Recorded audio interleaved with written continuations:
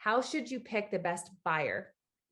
Yeah, well, we have touched on that, and the culture and the cash, I think, are probably critical.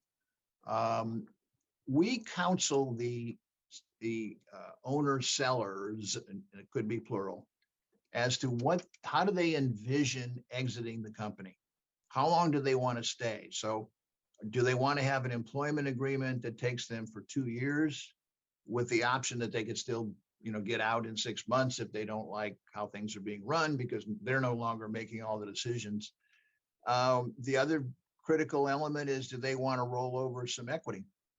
In other words, do they want to take a 20% interest in the new entity being the buyer, right? And so they get basically 75% of the purchase price, but they're still in the game. And so they have call it second bite of the apple. They have a chance to see that company continue to grow, and they're an equity holder, so they can get something out of it.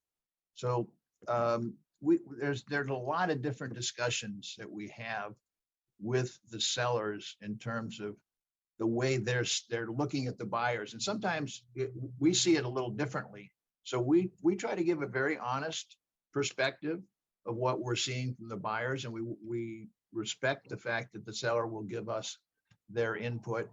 And so sometimes Eric's right. It's not always the cash.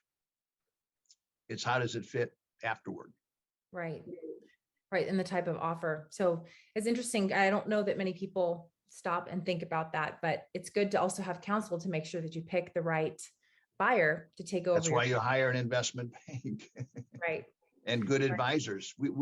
We're very big on teams of excellent advisors, be they the tax accountant, the lawyer who does the M&A process with us, insurance agents to identify specific risks within a company, brand managers like yourself, Emily, that maybe can tweak a brand and make it much more visible, much more viable before the buyers have a chance to come into the process. So there's a lot of great advisors. A wealth manager, because the seller, once he's sold the company, needs to know what's going to happen with my money and how do I tax-wise keep as much as I can. And there's different strategies for that too.